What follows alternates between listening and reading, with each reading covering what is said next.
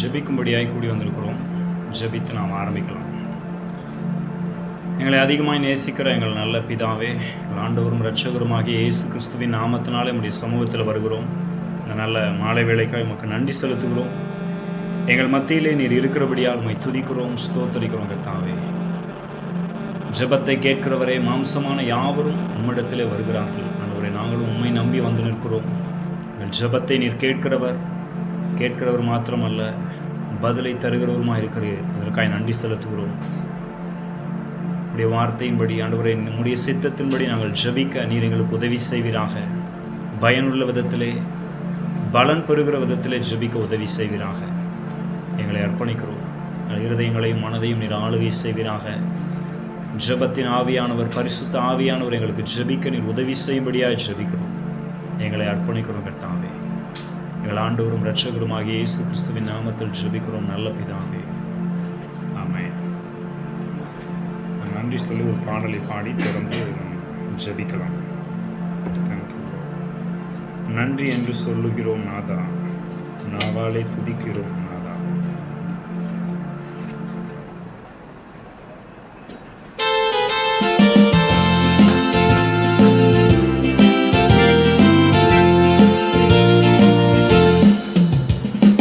நன்றி என்று சொல்லுகிறோம் நாதா, நாவாலே துதிக்கிறோம் நாதா. நன்றி என்று சொல்லுகிறோம் நாதா, நாவாலே துதிக்கிறோம் நாதா. நன்றி இயேசு ராஜா, நன்றி இயேசு ராஜா, நன்றி இயேசு ராஜா, நன்றி இயேசு ராஜா. நன்றி என்று சொல்லுகிறோம் நாதா, நாவாலே துதிக்கிறோம் நாதா. உமக்கு நன்றி என்று சொல்லுகிறோம் நாதா, நாவாலே துதிக்கிறோம் நாதா. கடந்த நாட்கள் காத்தீரே நன்றி ராஜா, கடந்த நாட்கள் காத்தீரே நன்றி ராஜா. புதிய நாளை தந்தீரே நன்றி ராஜா, புதிய நாளை தந்தீரே நன்றி ராஜா. நன்றி என்று சொல்லுகிறோம் நாதா, நாவாலே துதிக்கிறோம் நாதா. உமக்கு நன்றி என்று சொல்லுகிறோம் நாதா, நாவாலே துதிக்கிறோம் நாதா. ஆபத்திலே காத்தீரே நன்றி ராஜா, ஆபத்திலே காத்தீரே நன்றி ராஜா. அதிசயம் செய்தீரே நன்றி ராஜா, அதிசயம் செய்தீரே நன்றி ராஜா. நன்றி என்று சொல்லுகிறோம் நாதா, நாவாலே துதிக்கிறோம் நாதா. உமக்கு நன்றி என்று சொல்லுகிறோம் நாதா, நாவாலே துதிக்கிறோம் நாதா. நன்றி இயேசு ராஜா, நன்றி இயேசு ராஜா, நன்றி இயேசு ராஜா, நன்றி இயேசு ராஜா.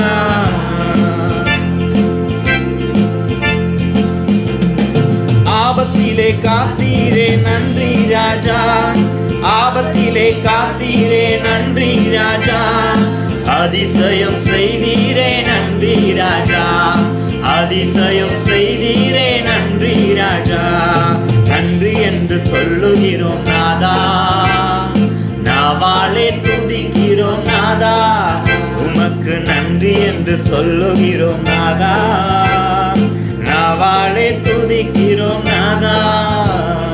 வாழ்க்கையிலே ஒளி விளக்காய் வந்தீரையா, வாழ்க்கையிலே ஒளி விளக்காய் வந்தீரையா. வார்த்தை என்ற மன்னாவை தந்தீரையா, வார்த்தை என்ற மன்னாவை தந்தீரையா. நன்றி என்று சொல்லுகிறோம் நாதா, நாவாலே துதிக்கிறோம் நாதா. உமக்கு நன்றி என்று சொல்லுகிறோம் நாதா, நாவாலே துதிக்கிறோம் நாதா. அடைக்கலமே கேடயமே நன்றி ராஜா, அடைக்கலமே கேடயமே நன்றி ராஜா. அன்பே என் ஆறுதலே நன்றி ராஜா, அன்பே என் ஆறுதலே நன்றி ராஜா. நன்றி என்று சொல்லுகிறோம் நாதா, நாவாலே துதிக்கிறோம் நாதா. உமக்கு நன்றி என்று சொல்லுகிறோம் நாதா, நாவாலே துதிக்கிறோம் நாதா. தனிமையிலே துணை நின்றி நன்றி ராஜா, தாயை போல தேய்ச்சினீரே நன்றி ராஜா. தனிமையிலே துணை நின்றி நன்றி ராஜா, துணை நின்றி நன்றி ராஜா. தாயை போல் தேற்றினீர் நன்றி ராஜா, என்னை தாயை போல் தேற்றினீர் நன்றி ராஜா. நன்றி என்று சொல்லுகிறோம் நாதா, நாவாலே துதிக்கிறோம் நாதா. உமக்கு நன்றி என்று சொல்லுகிறோம் நாதா, நாவாலே துதிக்கிறோம் நாதா.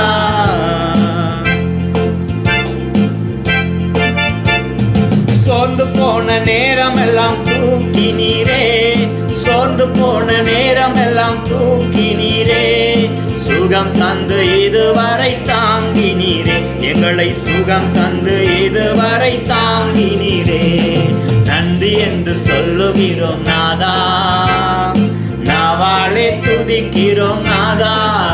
உமக்கு நன்றி என்று சொல்லுகிறோம் நாதா, நாவாலே துதிக்கிறோம் நாதா.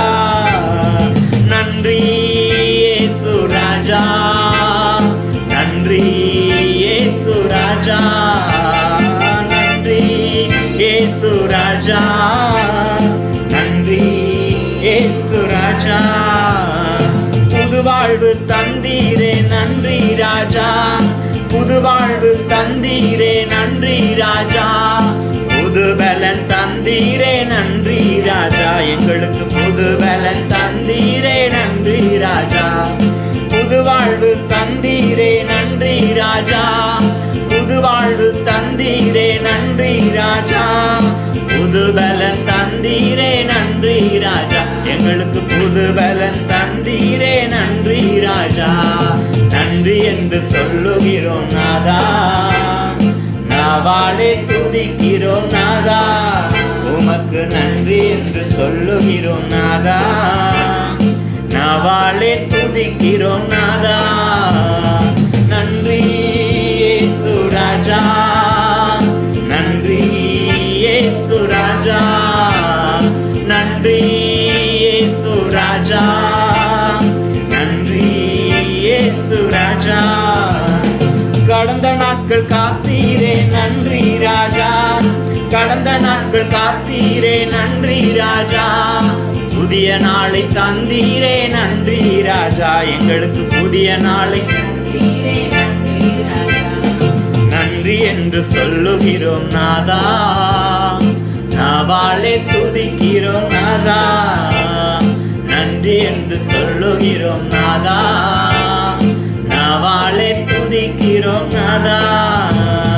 நன்றி இயேசு ராஜா, நன்றி இயேசு ராஜா, நன்றி இயேசு ராஜா, நன்றி இயேசு ராஜா, நன்றி இயேசு ராஜா, நன்றி இயேசு ராஜா, நன்றி இயேசு ராஜா, நன்றி இயேசு ராஜா.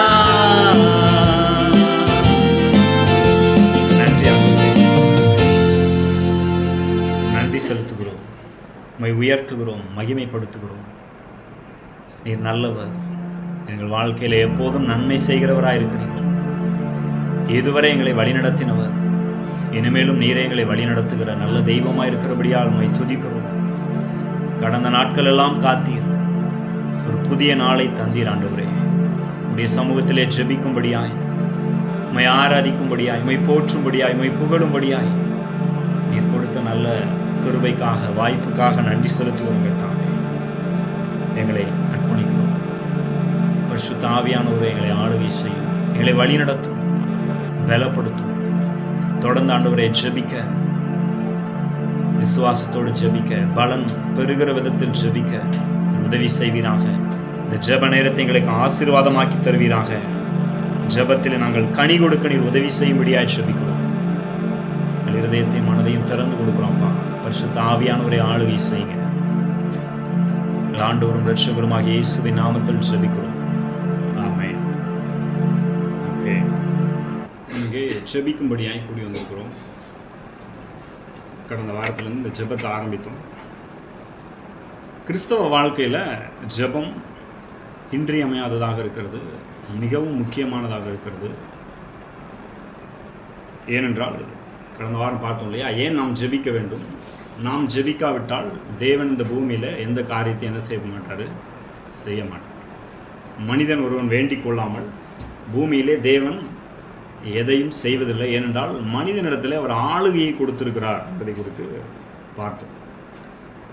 அது மட்டுமல்ல, என்ன இன்னொரு விஷயத்தை என்ன கவனிச்சோம் போன வாரம், ஜபத்திலே எப்படி கிறிஸ்தவ வாழ்க்கைக்கு ஜபம் ரொம்ப முக்கியமோ அதே போல் ஜபத்திற்கு விசுவாசம் ரொம்ப ரொம்ப முக்கியம். விசுவாசம் உள்ள ஜபத்திற்கு தான் பதில் உண்டாக போகிறது. வெறும் கண்ணீர் விடுறதுனால பதில் உண்டாக போகிறதில்ல. ஆனால் கண்ணீர் சில நேரங்களில் நம்ம விடுகிறோம், நல்லது. கர்த்தர் மேலே நம்பிக்கை வைக்கிறதுனால கண்ணீர் விட்டால் நல்லது. கண்ணீர் விட்டுறதுனால கர்த்தர் நம்புகிறோம் அப்படின்னு அர்த்தமாக ஆயிடாது. ஏன்னா இயேசு கூட வேதத்தில் வாசிக்கிறோம், அந்த ஜபத்தில் நம்ம பார்க்க போகிறோம். அவர் பலத்த சத்தத்தோடும் கண்ணீரோடும் பிதாவை நோக்கி ஜெபித்தார் என்று வேதத்தில் வாசிக்கிறோம். அதனால் அப்படிப்பட்ட ஜபங்கள்லாம் வேதத்தில் இருக்கிறது. பதிலை இயேசுவே பெற்றிருக்கிறார் என்றால் நாம் பெற முடியும். இயேசுவே அழுது ஜெபம் பண்ணியிருக்கிறார்கள், நம்மளும் அழலாம், தப்பு இல்லை. ஆனால் இயேசு அழுவதற்கும் நாம் அழுகிறதுக்கும் நிறைய நேரங்களில் வித்தியாசம் இருக்குது. ஆகவே அழுகிறது முக்கியமல்ல, ஆண்டவர் மீது வைக்கிற நம்பிக்கை ரொம்ப ரொம்ப முக்கியம். எந்த அளவுக்கு நாம் அவர் மீது விசுவாசம் வைக்கிறோமோ அந்த அளவுக்கு நம்முடைய ஜபத்திற்கு பதில் உண்டாகிறதாக இருக்கிறது. இப்போ விசுவாசத்தை ஜபத்தில் ரொம்ப முக்கியம்னு நம்ம பார்க்கறதுனால வேத வசனத்தில் ஆபிரகாமை குறித்து பார்க்காம இருக்க முடியாது. ஏனென்றால் ஆபிரகாம் யாரு? விசுவாசத்தின் தகப்பனாக இருக்கிறார். விசுவாசம்னால யாரு? ஆபிரகாமை குறித்து பார்க்க வேண்டியதாக இருக்கிறது. ஏனென்றால் ஆபிரகாம் விசுவாசத்தின் தகப்பன். போன வாரம் ஒரு வேத பகுதியை வாசிச்சோம் இல்லையா, அதுக்கு போகலாம். சில காரியங்களை கற்றுக்கொண்டு நாம் தொடர்ந்து ஜெபிக்க போகிறோம். ரோமர் 4வது அதிகாரம் 18வது வசனத்திலிருந்து வாசிக்கிறேன். ரோமர் 4:18வது வசனத்திலிருந்து வாசிக்கிறேன். தேங்க்யூ. உன் சந்ததி இவ்வளவா இருக்கும் என்று சொல்லப்பட்டபடியே தான் அநேக ஜாதிகளுக்கு தகப்பனாவதை நம்புகிறதற்கு ஏதுவில்லாதிருந்தும் அதை நம்பிக்கையோட விசுவாசித்தான். அவன் விசுவாசத்திலே பலவீனமாய் இருக்கவில்லை. அவன் ஏறக்குறைய 100 வயதுள்ளவனாய் இருக்கும்போது தன் சரீரம் செத்து போனதையும் சாராளுடைய கர்ப்பம் செத்து போனதையும் எண்ணாதிருந்தான். தேவனுடைய வாக்குத்தத்தத்தை குறித்து அவன் அவிசுவாசமாய் சந்தேகப்படாமல் தேவன் வாக்குத்தத்தம் பண்ணினதை நிறைவேற்ற வல்லவராய் இருக்கிறார் என்று முழு நிச்சயமாய் நம்பி தேவனை மகிமைப்படுத்தி விசுவாசத்தில் வல்லவனானான் என்று பார்க்கிறோம். அப்போ என்ன பார்க்கிறோம் அப்படின்னா, ஆபிரகாமுடைய வாழ்க்கையில் சூழ்நிலை மோசமாக இருக்குது. சூழ்நிலை ஒரு காரியத்தை சொல்லுகிறது, தேவன் வேறு ஒரு காரியத்தை சொல்லுகிறார். சூழ்நிலை என்ன சொல்லுது? உனக்கு பிள்ளையே இல்லை, இனிமேல் பிள்ளை பிறக்கிறதுக்கு வாய்ப்பே இல்லை. நீ தாத்தாவாயிட்ட, அந்தம்மா பாட்டி ஆகிட்டு, கர்ப்பம் செத்து போயிடுச்சு, சரீரம் ஆபிரகாமுக்கு செத்து போயிடுச்சு, இனிமேல் குழந்தை பெறதுக்கு வாய்ப்பே இல்லை. இப்படிப்பட்ட சூழலை தேவன் சொல்லுகிறார், உன் சந்ததி இவ்வளவா இருக்கும் அப்படின்னு வாக்கு பண்ணுகிறார். வேணும்னா ஆபிரகாமும் சாராலும் என்ன பண்ணலாம்னா, தங்களுடைய சரீரம் செத்து போனதையே எண்ணி பார்த்து கொண்டிருக்கலாம். இதே நினச்சி குமுறி அழுது கலக்கப்பட்டு கலங்கி, சரி அவ்வளோதான், நம்ம தலைவிதி இவ்வளோதான், நமக்கு கடவுள் நியமித்தது பிள்ளை இல்லாத வாழ்க்கை தான் அப்படின்னு ஒரு முடிவுக்கு வந்திருக்கலாம். அப்படி போயிருக்கலாம், அது ஒரு வாய்ப்பு. அல்லது கர்த்தருடைய வாக்குத்தத்தத்தை எடுத்து தங்களுடைய இருதயத்திலும் வாயிலும் வைத்து அதை பேசி தொடர்ந்து அதில் உறுதியாக இருக்கலாம். நான் என்ன ஒரு அற்புதமான விஷயம்னா, ஆபிரகாம் 2வது வாய்ப்பை தெரிந்து கொண்டார். நான் கர்த்தரை நம்ப போகிறேன், அவருடைய வார்த்தை எடுத்துக்கொள்ள போகிறேன், அவர் சொன்ன வார்த்தையை வாக்குத்தத்தத்தை எனக்கு வாய்ப்பாக எடுத்து அதையே நான் பேசிக்கொள்ள போகிறேன், அதை உறுதியாய் பற்றி கொள்ள போகிறேன் என்று கர்த்தருடைய வார்த்தையை பற்றி கொண்டார். அவர் எப்போதும் தன்னுடைய சரீர செத்து போனதையே பார்த்துட்டு இல்லை பாருங்க. அதை பார்க்குறாரு காலையில் எந்திக்கும் போது சார் அதே அந்த சரீரத்தில் தான் வாழுகிறார். சரீரத்தை பார்க்கும்போது கஷ்டமாக இருக்குது.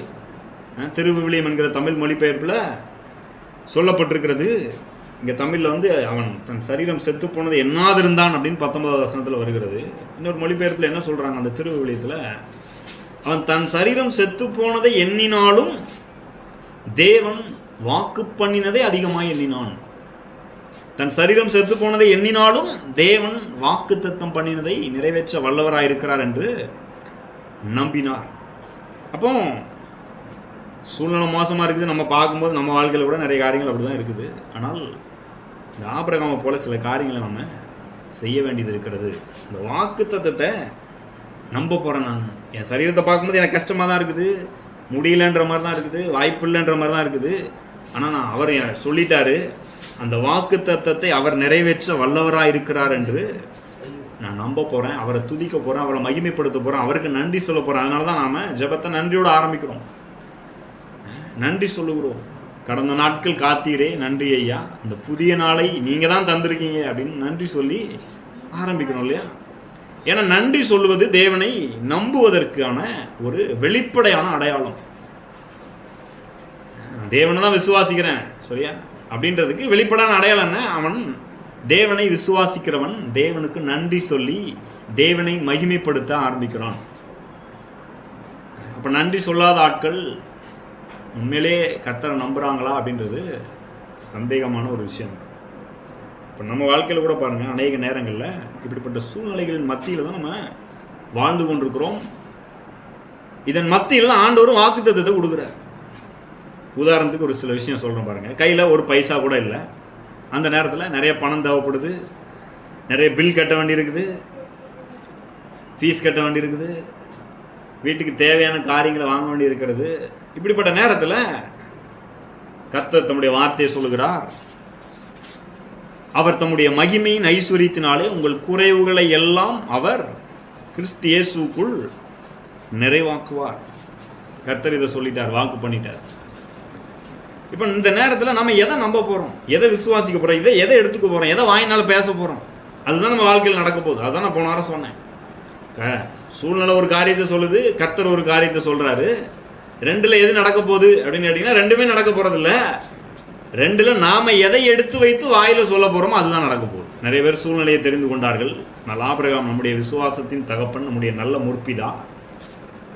அந்த அவிசுவாசம் நிறைந்த உலகத்தின் மத்தியில் வாழ்ந்த போதும் கர்த்தருடைய வாக்குத்தத்தத்தை தெரிந்து கொண்டார், அதை பேச ஆரம்பித்தார். பிள்ளை இல்லாதவர் பிள்ளையை 100 வயதில் பிள்ளையை பெற்றெடுத்தார். அதனால தான் இன்றைக்கி கூட நான் நிறைய பேரை பிள்ளை இல்லாதவர்களை சந்திக்கும் போது சொல்கிறது உண்டு, 100 வயதில் ஒருத்தர் பிள்ளையை பெற்றெடுத்திருக்கிறார், உங்களுக்கெல்லாம் சாதாரணம். இந்த தேவனை நம்புவீர்கள் என்றால் கண்டிப்பாக நீங்கள் என்ன செய்யலாம், பிள்ளையை பெற்றெடுக்கலாம். அப்போ நம்ம சூழ்நிலையில் நிறைய நேரத்தில் நம்ம என்ன பண்ணிடுறோம், நம்ம சூழ்நிலையை பேசிடுறோம். முடியலை, நடக்கலை, ஒரு பைசாவும் இல்லை, என்ன பண்ண போகிறேனே தெரியல, இதை பேசிகிட்டு இருக்கிறோம் பாருங்கள். ஆனால் என்ன பண்ண வேண்டும், தேவனுடைய வார்த்தை எடுத்து பேச ஆரம்பிக்க வேண்டும். கஷ்டமான நேரத்தில், பணமே கையில் பைசா கூட இல்லாத நேரத்தில் என்ன பண்ணணும், இல்லை என்னுடைய தேவையை அவர் தம்முடைய மகிமையின் ஐஸ்வரியத்தின்படி நிறைவாக்குவேன்னு சொல்லியிருக்கிறாருன்னு நீங்கள் பேச ஆரம்பிக்கும் போது சூழ்நிலைகள் மாற ஆரம்பிக்கிறது. ஏன் பேச ஆரம்பிக்கணும் பாருங்கள், தேவனுக்கும் நம்ம வாய் ரொம்ப முக்கியம், பிசாசுக்கும் நம்ம வாய் தான் ரொம்ப ரொம்ப முக்கியம். இது ஏதேன் தோட்டத்திலேருந்து ஆரம்பிக்கிற விஷயம். நம்ம முடிவு பண்ணாமல், நம்ம ஒரு காரியத்தை பேசாமல் செய்யாமல் பிசாசு ஒன்றும் பண்ணிட முடியாது. அதே மாதிரி தேவனும் நாம் பேசாமல், நாம் சொல்லாமல் அவர் செயல்பட முடியாது. அதான் ஏன் ஜபிக்கணும்னு சொன்னேன். மனிதன் வேண்டிக் கொள்ளாமல் தேவன் இந்த பூமியில் எதையும் செய்ய மாட்டார். ஏன்னா பிசாசு அவன் இஷ்டத்துக்கு எல்லாத்தையும் பண்ணிட முடியாது. நிறைய பேர் அப்படி நினச்சிட்டு இருக்கிறாங்க, பிசாசு இப்படி பண்ணிட்டான் பிரதர், பிசாசு அப்படி பண்ணிட்டான், இப்படி பண்ணிட்டான். பிசாசு ஒன்றும் பண்ண முடியாது. நம்ம வாயில் திறந்து பேசலைன்னா பிசாசு எதையுமே பண்ண முடியாது. ஏனென்றால் வேதம் அவனை குறித்து சொல்லுகிறது. 1 பேதுரு 5வது அதிகாரம். இதிலெல்லாம் தெளிவாகும் போது ஜப வாழ்க்கை நன்றாக மாறிவிடும். 1 பேதுரு 5வது அதிகாரம் 8வது வசனம். இங்கே பிசாசு குறித்து பேதுரு சொல்கிறார் பாருங்கள்.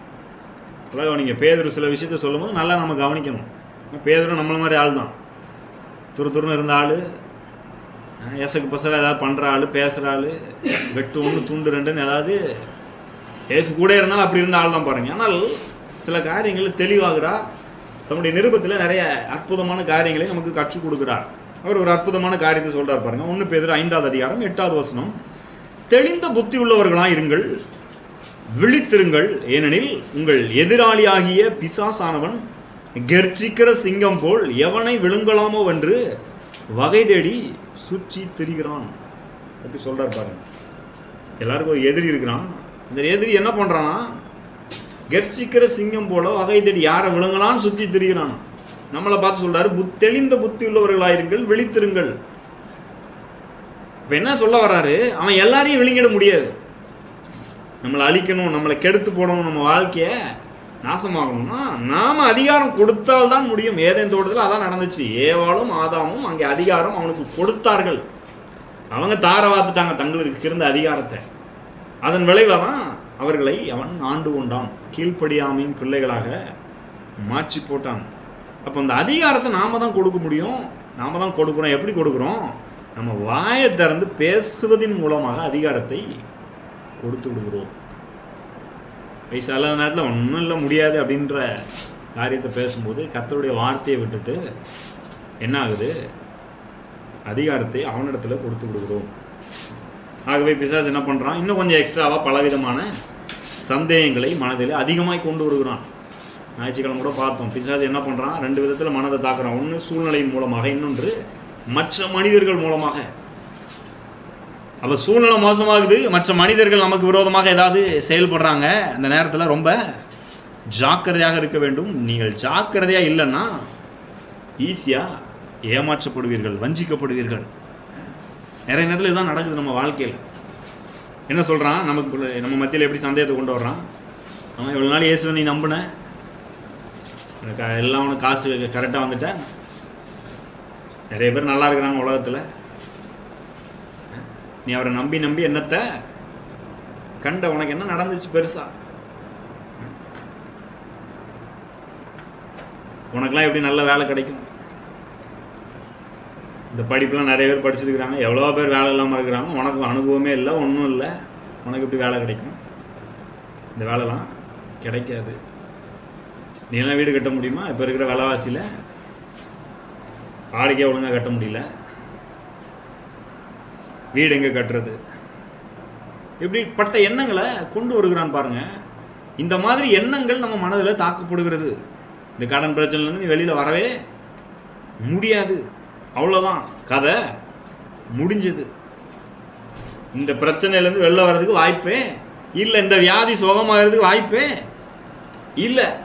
இப்படி எண்ணங்கள் வருகிறது. மற்ற மனிதர்கள் வேற வந்து சொல்கிறாங்க, ஆமாங்க அந்த வியாதி வந்தால் சரி பண்ண முடியாது, இவ்வளோ கடன் இருக்கா, அடைக்கவே முடியாது, தொலைஞ்ச போ நீ அப்படின்னு சொல்லி இன்னும் கொஞ்சம் சந்தேகத்தை கொடுக்குறாங்க பாருங்க. நெருக்கமானவர்கள் நிறைய பேர் மூலமாக நமக்கு இப்படிப்பட்ட காரியங்களை கொண்டு வருகிறோம். நம்ம நெருக்கமானவங்க சொன்னாங்கன்னா ரொம்ப ஈஸியாக நம்பிடுவோம் இல்லையா? சொந்தக்காரங்க சொன்னாங்க, நண்பர்கள் சொல்கிறாங்கன்னா டக்குன்னு நம்பிடுவோம் பாருங்க. அதனால தான் பேதுரு சொல்கிறாரு, அந்த நேரத்தில் தான் எப்படி இருக்கணுமா, விழித்திருங்கள், தெளிந்த புத்தி உள்ளவர்களாய் இருங்கள். இல்லைன்னா நம்ம என்ன சொல்லிடுவோம், ஆமாங்க நீங்கள் சொல்கிறது ரொம்ப கரெக்டுங்க, இந்த வேலையெல்லாம் நமக்கு எங்கே கிடைக்க போகுது, நம்ம எங்கே வீடு கட்ட போகிறோம், நம்ம எங்கே அந்த கடன் பிரச்சனையை தீர்க்க போகிறோம், இந்த வழி சரியாகவே மாட்டேங்குது, எங்கள் குடும்பத்தில் எல்லாருக்குமே இப்படி தான் ஆகுது, என்ன பண்ணுறது, ஏதோ சாபம் போல் இருக்குது, ஏதோ ஆண்டவன் விட்ட வழி போல் இருக்குது, ஏதோ நம்ம தலையெழுத்து போல் இருக்குது, இப்படின்னு பல காரியங்களை கேட்டு கேட்டு இதே நம்மளும் பேச ஆரம்பிச்சிடுறோம் பாருங்க. இப்போ இப்படி பேசின உடனே அவன் நம்ம வாழ்க்கைக்குள்ளே வர்றதுக்கு நம்ம தான் ஒரு அனுமதியை கொடுக்குறோம். வாப்பா ராசா வந்து நீ ஆண்டுகள்னு திறந்து கொடுத்துட்றோம் பாருங்க. இப்படி தான் நிறைய பேர் தங்களுடைய வாழ்க்கையில் பிசாசுக்கு வெறும் இடம் கொடுக்குறதில்ல. பவுல் சொல்கிறாரு எபேசியர் 4 பிசாசுக்கு இடம் கொடாமலும் இருங்கள் அப்படின்றார் இல்லையா? ஆனால் நிறைய பேர் என்ன பண்ணுறாங்க, இந்த மாதிரி தப்பு தப்பாக பேசி பேசி பேசி பிசாசுக்கு இடம் கொடுக்கறதில்ல. தங்கள் வாழ்க்கையில் வந்து என்ன வேணால் பண்ணிக்கோப்பான்னு பெரிய பைபாஸ் ரோடே போட்டு கொடுத்துட்றாங்க. பைபாஸ் ரோடு பார்த்தீங்களா, வண்டி நிற்காது, பாட்டு ஸ்பீடாக கண்ணு முன்னு தெரியாமல் போயிட்டுருக்கோம். அந்த மாதிரி கண்ணு முன்னு தெரியாமல் பிசாசு தங்கள் வாழ்க்கையில் வந்து என்ன வேணால் பண்ணிக்கிட்டும் அப்படின்ற ரீதியில் கண்ட மணிக்கு நான் வந்து என்ன வேணால் பேசிடுவேன் அப்படின்னு சொல்லி பேசி பிசாசுக்கு வழியை திறந்து விட்டு விட்டார்கள். ஆனால் பாருங்க, என்ன கவனிக்கணும், நம்ம வாய் ரொம்ப ரொம்ப முக்கியம். நம்ம என்ன பேசுகிறோன்றது ரொம்ப ரொம்ப முக்கியம். வாய் இருக்கிறதுனால தான். எனக்கு வாய் இருக்குங்க, எனக்கு தோணுனதெல்லாம் பேசிடுவேன், இஷ்டமானதெல்லாம் அப்படி பேசக்கூடாது. தோன்றதெல்லாம் என்ன செய்யக்கூடாது, பேசக்கூடாது. சும்மா தாங்க சொன்னேன் சொல்லக்கூடாது. சும்மாலாம் என்ன செய்யக்கூடாது, சொல்லக்கூடாது. வர ஞாயிற்றுக்கிழமைகள்லேருந்து அதெல்லாம் பற்றி நான் அதிகமாக நான் கற்றுக் கொடுக்க போகிறேன். ஏன் சும்மா சொல்லக்கூடாது? ஞாயிற்றுக்கிழமை ஒரு வசனம் பார்த்தோம் இல்லையா, சங்கீதம் 31:9 1வது வசனம். ஏன் சும்மா சொல்லக்கூடாது? பிசாசு ஒருத்தர் இருக்கிறான், நமக்கு எதிராளியானவன், துன்மார்க்கன் ஒருவன் இருக்கிறான். பழைய ஏற்பாட்டில் சங்கீத புஸ்தகம் 39வது சங்கீதத்தை பாருங்க.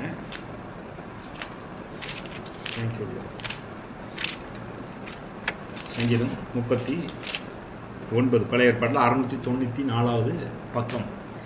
என் நாவினால் பாவம் செய்யாதபடிக்கு நான் என் வழிகளை காத்து துன்மார்க்கன் எனக்கு முன்பாக இருக்கும் மட்டும் என் வாயை கடிவாளத்தால் அடக்கி வைப்பேன் என்றேன்.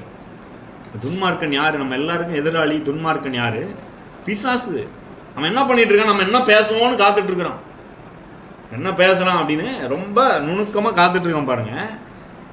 இந்த வேலையெல்லாம் நமக்கு எங்கே கிடைக்க போகுது அப்படின்னு நீங்கள் சொன்னோன்னே என்ன ஆகுது, சரி சரியான கேண்டிடேட் கிடச்சிட்டாரு, இவருக்கு வேலை இல்லாமல் பண்ணுறதுக்கு என்னெல்லாம் பண்ணணுமோ நம்ம பண்ணலாம் அப்படின்னு வந்து வேலையை பண்ணுறான் பாருங்க. ஆனால் நம்ம அந்த நேரத்தில் என்ன பண்ணணும், நான் வேலையை தேடி போகிறேன், கர்த்தருடைய தயவு எனக்கு உண்டாயிருக்கும். ரூத் மாதிரி சொல்லணும், நான் கதிர் பொறுக்க போகிறேன், யார் கண்களில் எனக்கு தயவு கிடைக்கிறதோ அங்கே போய் நான் என்ன செய்ய போகிறேன், கதிர் பொறுக்க போகிறேன் அப்படின்னு போகும்போது தயவு கிடைக்கும். நமக்கு எங்கே கிடைக்க போகுதுன்னு போனீங்கன்னா என்ன செய்யாது, கிடைக்காது. நிறைய பேர் சொல்லுங்க, என்னாலலாம் முன்னுக்கே வரவே முடியாதுங்க, இப்போலாம் முன்னாடி மாதிரி பழக முடியாதுங்க, விலைவாசிலாம் ரொம்ப ஏறி போச்சு, என்ன பண்ணுறது, இந்த வேலையை வச்சுட்டுலாம் பழக முடியாது, இந்த சம்பளத்தை வச்சுலாம் பழக முடியாது, வாய்ப்பு இல்லை, அவ்வளோதான் அப்படின்னு அநேகர் சொல்கிறது உண்டு பாருங்க. ஆனால் தேவனை நம்புகிற தேவனுடைய பிள்ளைகளே, வாயை திறந்து பேசும்போது ரொம்ப ஜாக்கிரதையாக இருக்கணும், ரொம்ப கவனமாக பேசணும், ரொம்ப யோசித்து பேசணும். ஏனென்றால் கர்த்தர் நம்முடைய வாழ்க்கையில் எதை செய்ய வேண்டும் என்றாலும் முதலாவது அவர் கொடுக்கிறது வார்த்தை தான். வார்த்தையை கொடுக்குறார். வேலை இல்லைன்னா, பணம் இல்லைன்னா பணத்தை வானத்துலேருந்து போடுறது கிடையாது. ஒரு கட்டு பணம் போடு, இந்த மாதத்துக்கு ஒரு பணம் கட்டு வச்சுக்கோப்பா அப்படின்னு போடுறது இல்லை. அடுத்த மாதம் மறுபடியும் கேளு, ஒரு பணக்கட்டு போடுறேன் அப்படின்னு சொல்கிறது இல்லை. பாருங்கள், அவர் வார்த்தையை தான் கொடுக்குறார். ஆதாமிலிருந்து இன்றைக்கு வரைக்கும் அவர் கொடுப்பது வார்த்தையை மட்டும்தான். ஆதியாகமம் 2வது அதிகாரத்தில் வாசிக்கிறோம், முதல் மனிதனை படைத்த பிற்பாடு சொல்லுகிறார், தேவனாகிய கர்த்தர் 2வது அதிகாரம் 16வது வசனம், தேவனாகிய கர்த்தர் மனுஷனை நோக்கி, நீ தோட்டத்தில் உள்ள சகல விருட்சத்தின் கனியையும் புசிக்கலாம், ஆனாலும் நன்மை தீமை அறியத்தக்க இந்த விருட்சத்தின் கனியை புசிக்க வேண்டாம், அதை நீ புசிக்கும் நாளில் சாகவே சாவா என்று கட்டளையிட்டார். முதல் மனிதனுக்கு வார்த்தையை கொடுத்தார் பாருங்க. வார்த்தையை ஆதாம் கோட்டை விட்டுட்டார். சரி, அதுக்கப்புறம் ஆபிரகாமை கொடுத்து வாசம் இல்லையா, ஆபிரகாமை தேவன் தெரிந்து கொண்டார். அது அவன் 12வது அதிகாரத்துக்கு வர்றோம். அங்கே என்ன பண்ணுறார், கர்த்தர் ஆபிரகாமை நோக்கி, நீ உன் தேசத்தையும் உன் இனத்தையும் உன் தகப்பனுடைய வீட்டையும் விட்டு புறப்பட்டு நான் உனக்கு காண்பிக்கும் தேசத்துக்கு போ. நான் உன்னை பெரிய ஜாதியாக்கி உன்னை ஆசீர்வதித்து உன் பேரை பெருமைப்படுத்துவேன். நீ ஆசீர்வாதமாய் இருப்பாய். உன்னை ஆசீர்வதிக்கிறவர்களை ஆசீர்வதிப்பேன், உன்னை சபிக்கிறவனை சபிப்பேன். பூமியில் உள்ள வம்சங்கள் எல்லாம் உனக்குள் ஆசீர்வதிக்கப்படும் என்றார். அப்போ முதல் மனிதனை படைத்ததிலிருந்து மனிதன் பாவத்தில் விழுந்ததுக்கு அப்புறம் கூட தேவன் தொடர்ந்து முதலாவது கொடுக்கிறது என்னது, எல்லாருக்குமே வார்த்தையை தான் கொடுக்கிறார். வார்த்தையை வைத்து தான் வாழ்க்கையை ஆரம்பிக்கிறார். ஏனென்றால் ஆதியிலே வார்த்தை இருந்தது, அந்த வார்த்தை தேவனிடத்தில் இருந்தது, அந்த வார்த்தை தேவனாய் இருந்தது. ஆனால் என்னன்னா, அவர் வார்த்தையை கொடுத்துட்டார். இப்போ நாம் அதை எடுத்து என்ன செய்ய வேண்டும், பேச வேண்டும். நம்முடைய வாழ்க்கையில் இந்த வார்த்தையினுடைய முக்கியத்துவத்தை நாம் அந்த அளவுக்கு அறியாமல் இருக்கிறோம். இதுதான் பிரச்சனை பாருங்க. நிறைய மக்கள் என்ன சொல்றாங்க, ஆமா வாயை திறந்து சொல்லிட்டாதான் எல்லாம் நடக்குமா? நீங்க சொல்றதெல்லாம் விளையாட்டா இருக்கு, வாயை திறந்து சொல்லலாம் நடக்குமா? எனக்கு எவ்வளோ பிரச்சனை இருக்குது, வாயை திறந்து பேசிட்டு அந்த பிரச்சனைலாம் தீர்ந்துருமா? இந்த கடன் பிரச்சனை அடைஞ்சிருமா? இதெல்லாம் மாறிடுமா அப்படின்னு சொல்றது உண்டு பாருங்க. ஆனால் நான் என்ன கேட்குறேன், ஏற்கனவே வாயை திறந்து தப்பு தப்பாக பேசுனதுனால தான் இப்போ இவ்வளோ பிரச்சனையில் இருக்கிறீங்க. வாழ்க்கையில் இருக்கிற நிறைய பிரச்சனைக்கு காரணம் என்ன? தப்பு தப்பாக ஏற்கனவே பேசியாச்சு. நான் சொல்லுகிறேன், நீங்கள் தேவனுடைய பிள்ளைகளாக இருக்கிறீர்கள். உங்கள் வளர்ச்சியை, உங்கள் பெருக்கத்தை, உங்கள் முன்னேற்றத்தை யாராலையும் தடுத்து நிறுத்த முடியாது. ஏன்னா தேவன் உங்களோடு இருக்கிறார். வானத்தையும் பூமியையும் உண்டாக்கின சர்வ வல்லமையுள்ள தேவன் உங்களோடு இருக்கிறார். உங்களை விருத்தி அடைய செய்யணும்னு விரும்புகிறாரு. உங்கள் வேலையில், உங்கள் குடும்பத்தில், பிள்ளைகளுடைய வாழ்க்கையில் விருத்தி அடைய செய்து வர வர விருத்தி அடைந்தான், மகா பெரியவனான என்று ஈசாக்கை குறித்து வாசிக்கிறோம் இல்லையா? அப்படி விருத்தி அடைய செய்வது, ஆசீர்வதிப்பது தான் அவருடைய வேலையாக இருக்கிறது. ஆனால் அவர் சொன்னதை எடுத்து நீங்கள் சொல்லணும். அதுதான் நம்முடைய வேலை. நம்மளை ஆசீர்வதிக்கிறது அவருடைய வேலை. அவர் சொன்ன வார்த்தையை மட்டும் எடுத்து செய்ய வேண்டியது நம்முடைய வேலை. அப்படி நாம் அவர் சொன்னதை சொல்லும்போது பாருங்க என்ன நடக்குது, அவருடைய வாக்கு தத்துவத்தை நாம் அப்படியே எடுத்துக்கொள்கிறோம். நீங்கள் சொல்கிறதா எனக்கு முக்கியம், என்ன செய்கிறோம்? எடுத்துக்கொள்கிறோம். அவருடைய சித்தம் தான் நம்முடைய வாழ்க்கையில் நடப்பதற்கு அப்படின்னு அதை எடுத்து பேச பேச அனுமதி கொடுக்குறோம். ஏன்னா ஜெபத்தில் என்னது ரொம்ப முக்கியம்? அவருடைய சித்தம் ரொம்ப முக்கியம். நம்ம இஷ்டம்லாம் நடக்கணுன்றது ரொம்ப முக்கியம் கிடையாது. அவருடைய சித்தம் ரொம்ப முக்கியம். பாருங்க, ஆபிரகாம் அதில் சரியாக இருந்தார். தன்னுடைய சூழ்நிலை எல்லாம் மோசமாக இருக்குது, எல்லாரும் கிண்டல் பண்ணுறாங்க, கேலி பண்ணுறாங்க, உனக்கெல்லாம் இப்படி பிள்ளை பறக்கும் அப்படின்னு முன்னாடி பேசலாம் கூட பின்னாடி கேலி கிண்டல் பண்ணிட்டு இருக்கிறாங்க. இந்த தாத்தாவுக்கும் பாட்டிக்கும் ஆசையாக பாரியா அப்படின்னு என்ன செய்கிறாங்க, கிண்டல் பண்ணுறாங்க. ஒருவேளை உங்களை கூட மற்ற காரியங்களை கிண்டல் பண்ணலாம். படிப்பின் காரியத்தில், வேலை பார்க்குறதுல, நீ எல்லாம் என்னத்தை படித்து நான் போகிற, உனக்கெல்லாம் ஒன்றும் ஏறாது அப்படின்னு கிண்டல் பண்ணலாம். நீ எல்லாம் வீடு கட்டிடலாம்னு நினைக்கிறியா அப்படின்னு கிண்டல் பண்ணலாம். பாருங்கள், இதெல்லாம் முடியுமா, இதெல்லாம் நடக்கிற காரியமா அப்படின்னு கிண்டல் பண்ணலாம். ஆனால் பாருங்கள், ஆபிரகாம் என்ன பண்ணுறாரு, கர்த்தர் சொன்னதை எடுத்து என்னுடைய மனைவியின் கர்ப்பம் பலனடையும், என்னுடைய சரீரம் பலனடையும், வாக்கு தத்தம் பண்ணினபடி பிள்ளையை நான் பெற்றெடுப்பேன் அப்படின்னு பேச ஆரம்பிச்சது தான் பாருங்க அவர் வாழ்க்கையில் எல்லாரும் வாயில் வைக்கிற விதத்தில், எல்லாரும் ஆச்சரியப்படுகிற விதத்தில், இது எப்படியா நடந்துச்சு அப்படின்னு ஆச்சரியப்படுகிற விதத்தில் 100 வயதில் பிள்ளையை பெற்றெடுக்கிறார். கற்பம் செத்து போனவளுக்கு பிள்ளை பிறந்தது. நான் சொல்கிறேன், உங்கள் வாழ்க்கையில் ஒன்றுமே நடக்காது, முடியாது, இதெல்லாம் மாறுறதுக்கு வாய்ப்பே இல்லை அப்படின்ற நிலையில் இருந்தாலும் கர்த்தரை நம்பினீங்கன்னா மாறும். இதெல்லாம் முடியுமாங்க? நான் சொல்லுகிறேன், நிச்சயமும் முடியும். எப்படி முடியும், எப்படி நடக்கும்? கர்த்தர் சொன்னதை எடுத்து நாம் எடுத்து வாயில் சொல்லிக்கிட்டே இருக்கும்போது அது நடக்கும். ஏன்னா இது அவர்களுக்கு மட்டும் கிடையாது, விசுவாசிக்கிற எல்லாருக்கும் இது நடக்கும், இப்படித்தான் ஆகும் என்று வேத வசனம் சொல்லுகிறது. மறுபடியும் ரோமர் 4வது அதிகாரத்துக்கு வரலாம் பாருங்க. ரோமர் 4வது அதிகாரம் 23வது வசனத்தை வாசிக்கிறேன். ரோமர் 4வது அதிகாரம் 23வது வசனம். அது அவனுக்கு நீதியாக எண்ணப்பட்டது என்பது அவனுக்காக மாத்திரமல்ல, யார்? ஆபிரகாமுக்காக மாத்திரமல்ல, நமக்காகவும் எழுதப்பட்டிருக்கிறது. யாருக்காக எழுதப்பட்டிருக்கிறதா? இதெல்லாம் நமக்காக எழுதப்பட்டிருக்கிறது என்று எபிரேயர்ல, ரோமர்ல 4வது அதிகாரத்தில் பவுல் சொல்லுகிறார். அப்போ நாம கர்த்தர் சொன்னதை எடுத்து நம்ம வாயில வைத்து நம்ம பேச ஆரம்பிச்சுட்டோம்னா இது நமக்கு தான். நாம இதை எடுத்து சொல்லிக்கிட்டே இருக்கணும். இதை சொல்ல சொல்ல சொல்ல ஆபிரகாமுக்கு நடந்தது நமக்கும் என்ன செய்யும்? நடக்கும். ஆமென். எவ்வளவு பெரிய விஷயம் பாருங்க. வாழ்க்கையை ஈஸி ஆக்கி வச்சிருக்காரு ஆண்டவர். நம்ம சில நேரத்தில் ஆண்டவர் சொன்னதை சொல்கிறோம், பல நேரத்தில் சூழ்நிலையும் மற்றவர்களும் நம்முடைய சரீரமும் சொல்லுகிறத சொல்லி நம்மளை கெடுத்துக்கிறோம். தான் நடக்குது. முதலாவது என்ன பண்ண, ஆண்டவரே நீங்கள் சொல்கிறத நான் பேசுறதுக்கு எனக்கு உதவி செய்யுங்க. தாவீது போல், ஆண்டவரே என் நாவுக்கு நான் காவல் வைக்கிறேன். எதிராளி எனக்கு முன்பாக இருக்கிற வரைக்கும் என் நாவுக்கு நான் காவல் வைக்கிறேன். எல்லாரும் ஜெபம் பண்ணலாம். ஆண்டவரே என் நாவுக்கு நான் காவல் வைக்கிறேன், எனக்கு உதவி செய்யும். எனக்கு நீர் உதவி செய்யும் ஆண்டவரே. உங்கள் வார்த்தையை நான் எடுத்து பேச எனக்கு உதவி செய்வீராக. நீர் வாக்குத்தத்தம் பண்ணினவர், நீர் உண்மை உள்ளவர் என்று எண்ணி ஆபிரகாம் சாராள் கர்ப்பந்தரிக்க பலனடைந்து 100 வயதிலே பிள்ளையை பெற்றது போல எங்கள் வாழ்க்கையிலே நீர் சொன்ன வாக்குத்தத்தங்கள் எல்லாம் நிறைவேறும் வரை நீர் சொன்னதையே நாங்கள் பேசி அதை பெற்றெடுக்க, அதை எங்கள் வாழ்க்கையில பெற்றுக்கொள்ள நீர் உதவி செய்வீராக. எங்கள் நாவை ஆண்டவரே அர்ப்பணிக்கிறோம். உடைய வார்த்தையை மட்டும் பேச அர்ப்பணிக்கிறோம் ஆண்டவரே. உடைய வார்த்தையை நாங்கள் இப்பொழுது கேட்டிருக்கிறோம்.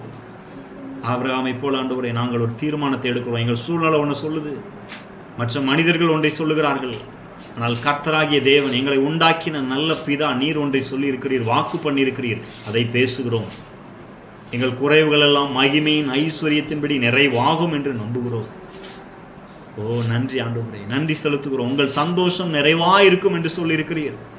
எங்கள் குடும்பத்தின் சந்தோஷம் நிறைவாயிருக்கும் என்பதை பேசுகிறோம். பிள்ளைகளுடைய சமாதானம் பெரிதாயிருக்கும் என்று சொல்லியிருக்கிறீர், அதையே பேசுகிறோம். எங்கள் பிள்ளைகளுடைய சமாதானம் பெரிதாக இருக்கட்டும். ஸ்தோத்திரம் கர்த்தாவே. அப்பா எங்களுக்கு உதவி செய்யுங்க. இதுவரை நாங்கள் பேசின தவறான வார்த்தைகளை எல்லாம் மன்னிப்பீராக ஆண்டவரே. உங்கள் வார்த்தை மட்டுமே எங்கள் வாயிலிருந்து புறப்படட்டும். எங்களுக்கு உதவி செய்யுங்க ஆண்டவரே, எங்களுக்கு உதவி செய்யுங்க. எல்லாரும் கேளுங்க ஆண்டவரே, எங்களுக்கு உதவி செய்யுங்க.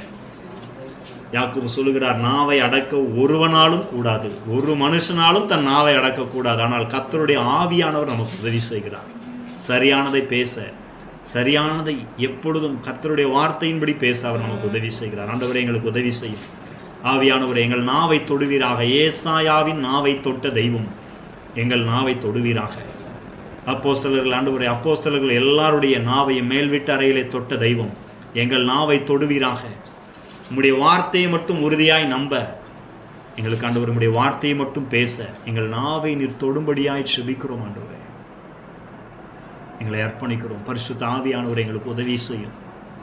ஆபிரகாமை போல தெரிந்தெடுக்க, வார்த்தையை தெரிந்தெடுக்க, வாக்குத்தத்தத்தை தெரிந்தெடுத்து பேச, என்ன சூழ்நிலை வந்தாலும், யார் என்ன சொன்னாலும், இது நடக்காது, இது முடியாதுன்னு சொன்னாலும், இது முடியும், எனக்கு இது தேவன் சொல்லியிருக்கிறார் என்று சொல்லி பேச எனக்கு உதவி செய்வீராக. Thank you Lord. நன்றி ஆண்டவரே, நன்றி செலுத்துகிறோம், உம்மை துதிக்கிறோம், உம்மை உயர்த்துகிறோம் ஆண்டவரே. எங்களுக்கு இருக்கிற ஒவ்வொருவரும் அப்படிப்பட்டவர்களாய் மாறட்டும். தேவனுடைய வார்த்தையை மட்டும் பேசுகிறவர்களாய் மாறட்டும் கர்த்தாவே. Thank you Lord. நன்றி அப்பா, நன்றி ஆண்டவரே, நன்றி செலுத்துகிறோம். ஆமென். இப்போ நாம் தேவனுடைய பிள்ளைகளாக இருக்கிறோம். தேவனுடைய வார்த்தையை மட்டும் தான் என்ன செய்யணும்? பேசணும். நல்லா கவனிங்க. நமக்கு பிள்ளைங்க இருக்கிறாங்க. இந்த பிள்ளைங்க எங்கேருந்து நிறைய வார்த்தைகளை பேசுவாங்கன்னு நினைக்கிறீங்க? பெற்றவர்கள் பேசுகிறது தான் அதிகமாக என்ன செய்வாங்க? பேசுவாங்க. சின்ன வயசில் ஸ்கூல்லாம் படிக்கும்போது அதான் சில பசங்க கெட்ட வார்த்தை பேசுகிறது உண்டு. டீச்சர்ஸ் வந்து நிறைய பேர் இந்த கம்ப்ளைண்ட் பண்ணோன்னே பெற்றோர்களை வர சொல்லுவாங்க. என்ன சொல்லுவாங்க, அந்த பையன் ஒரே கெட்ட வார்த்தையாக பேசுகிறான் அப்படின்னோடனே டீச்சர் சொல்லுவாங்க, கெட்ட வார்த்தையை பேசலை, நீங்கள் உங்கள்கிட்ட இருந்து கேட்ட வார்த்தை தான் பேசலாம். நீங்கள் வீட்டில் இப்படி தான் பேசுகிறீங்கன்னு அவன் தான் உங்கள் பையன் தான் சொல்கிறான் அப்படின்னு டீச்சர் சொல்லுவாங்க. முதல்ல நீங்கள் பேசுகிற வார்த்தைகள் என்ன செய்யுங்க, மாற்றுங்க அப்படின்னு சொல்லி அனுப்புவாங்க. அதே மாதிரி தான் நிற்கும் அநேக பெற்றோருடைய வார்த்தைகள் அவிசுவாசமாக முடியாது, நடக்காது. என்ன கேட்டால் உலகத்தில் மற்றவர்கள் சொல்லுகிற கெட்ட வார்த்தைகள் அது கூட சீக்கிரம் மாறிடும்னு நினைக்கிறேன். ஆனால் தேவனுடைய வார்த்தைக்கு புறம்பாய் அவிசுவாசமாய் பேசுகிற வார்த்தைகள் அவ்வளோ சீக்கிரம் மாறாது. ஆகவே தான் நாம் தெரிந்தெடுக்க வேண்டும். தேவன் சொல்கிறத தான் நான் பேச போகிறேன். ஒருவேளை சூழ்நிலை நடக்காத மாதிரி இருக்கலாம், முடியாத மாதிரி இருக்கலாம். அந்த நேரத்தில் தீர்மானிக்கணும். பிசாசு கவனிச்சிட்ருக்குறான் ஒரு பக்கம், இன்னொரு பக்கம் என் சூழ்நிலை மோசமாக இருக்குது, மற்றவங்களாம் சொல்கிறாங்க, பிள்ளைகளை பற்றி தப்பாக சொல்லலாம், பிள்ளைகள் ஒரு வேளை படிக்காமல் இருக்கலாம், நம்ம சூழ்நிலை மோசமாக இருக்கலாம், மற்றவங்களாம் அதுக்கேற்ற மாதிரி ஆமாம் அது படிக்காது அப்படின்னு சொல்லலாம். ஆனால் நாம் என்ன பண்ணணும்னா, என் பிள்ளை படிக்கணும், என் பிள்ளை கண்டிப்பாக படிக்கும். அதான் நான் எப்போதும் சொல்கிறது இந்த தாமஸ் ஆல்வா எடிசனை பற்றி. நீங்கள் எல்லோரும் அவர் ஆகா ஓகோன்னு புகழ்கிறோம் இல்லையா? ஆனால் அவர் ஸ்கூலில் போய் அவரை சேர்த்த பொழுது அவங்க டீச்சர் வந்து ஒரு லெட்டர் அந்த பையன் கையில் எழுதி கொடுத்து அனுப்புனாங்க வீட்டுக்கு. அந்த லெட்டரில் என்ன எழுதியிருக்குதுன்னு அவங்க அம்மா அந்த பையன்கிட்ட சொல்லலை. லெட்டரை வாங்கிட்டு போய் அந்த அம்மாட்ட கொடுக்குறாரு அவர். என்னம்மா டீச்சர் எழுதியிருக்காங்க அப்படின்னோடனே அந்த அம்மா சொல்லிச்சான், உனக்கு சொல்லிக் கொடுக்குற அளவுக்கு ஸ்கூலில் யாரும் டீச்சர் இல்லையாப்பா, நீ ரொம்ப எக்ஸலண்ட் சிறந்த மாணவனாக இருக்கிறியான், அவங்களுக்கு உனக்கு சொல்லிக் கொடுக்குற அளவுக்கு தெரியலையா, உன்னை வேறு நல்ல பெஸ்ட்டான ஸ்கூலில் சேர்க்க சொல்லியிருக்கிறாங்க அப்படின்னு அந்த அம்மா அவர்கிட்ட சொல்லிச்சான். நாட்கள் போச்சு, இவரும் நல்லா படிக்க ஆரம்பித்தார் பாருங்க. இந்த அம்மா இவரை நல்லா மோட்டிவேட் பண்ணியிருக்குது.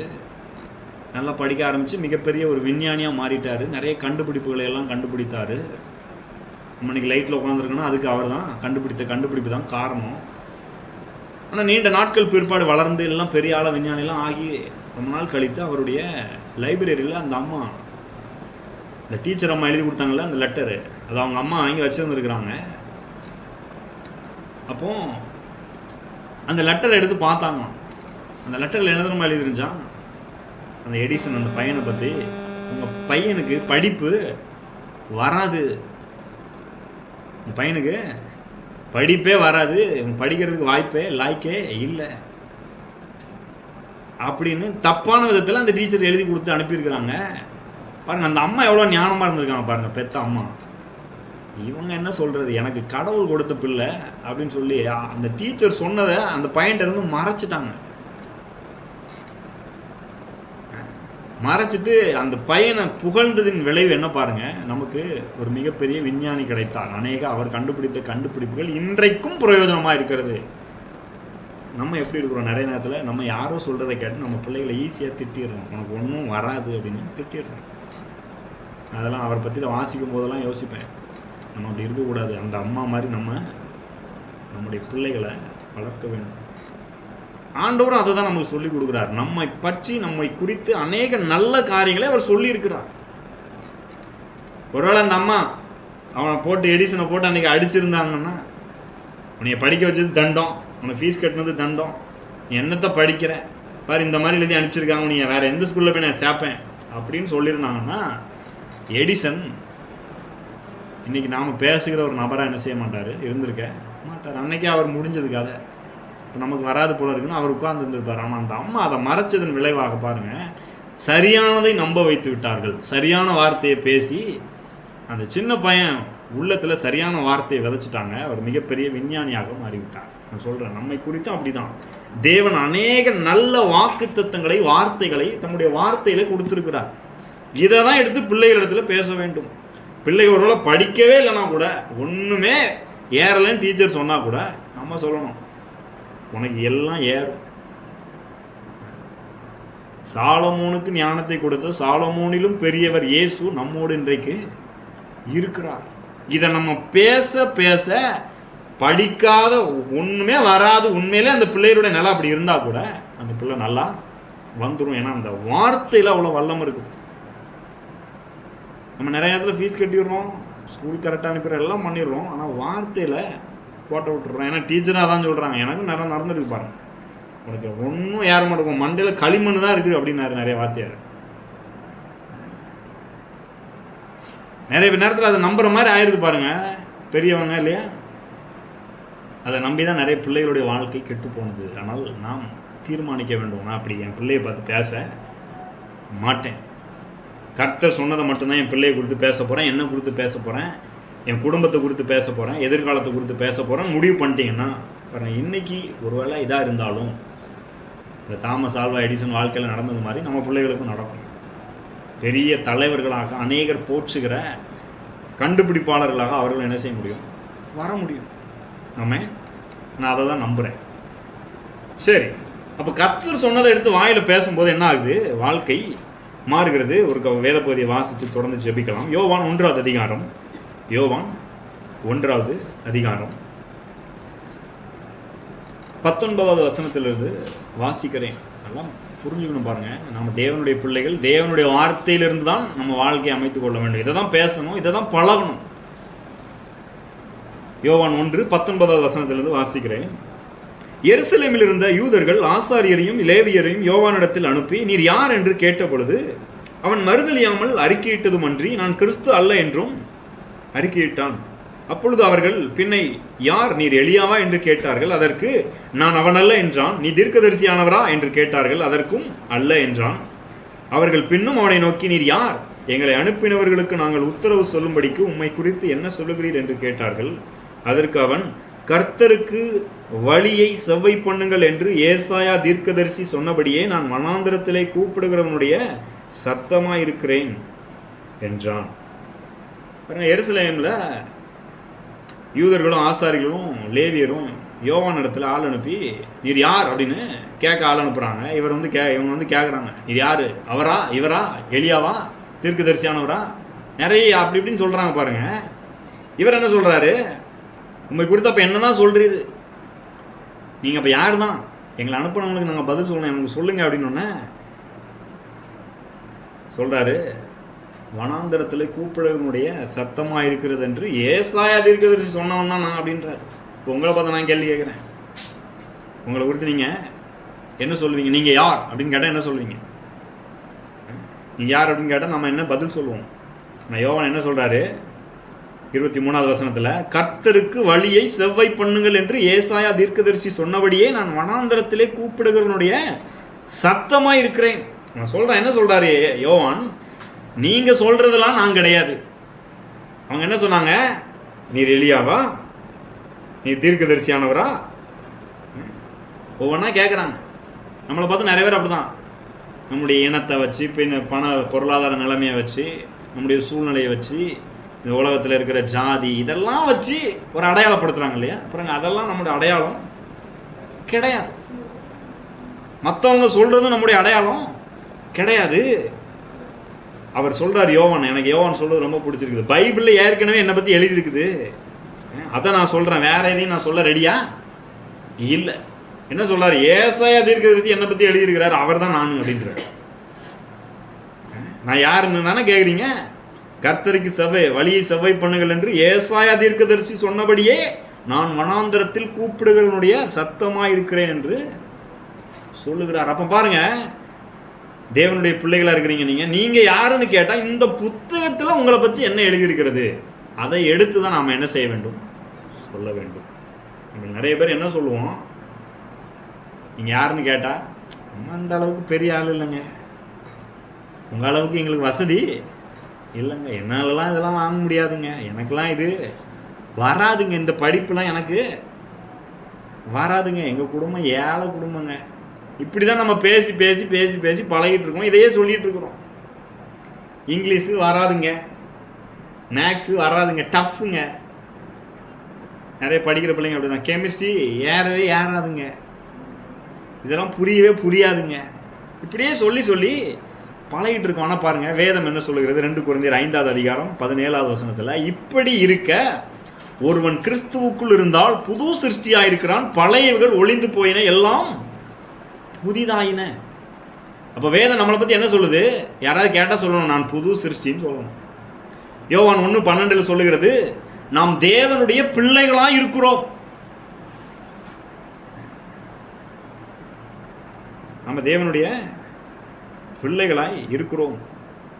நம்ம நிறைய நேரத்தில் நம்ம குடும்ப சூழ்நிலையை நினைச்சிட்டு நம்ம ஒன்றும் இல்லை, நான் ஏழை கஷ்டப்படுறேன், ஒன்றும் இல்லை, அப்படியே பேசிட்டு இருக்கோம் இல்லையா? எபிரேயர் 1வது அதிகாரத்துலேருந்து வாசி. எபிரேயர் 1வது அதிகாரத்தில் முதல் 3 வசனத்தை வாசிங்கன்னா அங்கே பார்க்குறோம், புதிய ஏற்பாட்டில் 298வது பக்கத்தில் பாருங்க, பூர்வ காலங்களில் பங்கு பங்காகவும் வகை வகையாகவும் தீர்க்கதரிசிகள் மூலமாய் பிதாக்களுக்கு திருவுளம் பற்றின தேவன் இந்த கடைசி நாட்களில் குமாரன் மூலமாய் நமக்கு திருவுளம் பற்றினார். இவரை சர்வத்துக்கும் சுதந்திரவாளியாக நியமித்தார். இவரை கொண்டு உலகங்களையும் உண்டாக்கினார். இவர் அவருடைய மகிமையின் பிரகாசமும் அவருடைய தன்மையின் சொரூபமுமாய் இருந்து சர்வத்தையும் தம்முடைய வல்லமையுள்ள வசனத்தினாலே தாங்குகிறவராய் தம்மாலே தாமே நம்முடைய பாவங்களை நீக்கும் சுத்திகரிப்பை உண்டு பண்ணி உன்னதத்தில் உள்ள மகத்துவமானவருடைய வலது பாரசத்திலே உட்கார்ந்தார். இயேசு குறித்து சொல்லப்பட்டிருக்கு பாருங்க, 2வது வசனத்துல குறிப்பா, இவரை சர்வத்துக்கும் சுதந்திரவாளியாக நியமித்தார், இவரை கொண்டு உலகங்களையும் உண்டாக்கினார். இயேசு குறித்து சொல்றாரு. சொல்லிட்டு இப்ப பாருங்க, தேவன் இயேசு கிறிஸ்துவ சர்வத்துக்கும் உலகத்துக்கு என்ன செஞ்சிட்டார்? சுதந்திரவாளியா நியமிச்சிட்டார் இல்லையா?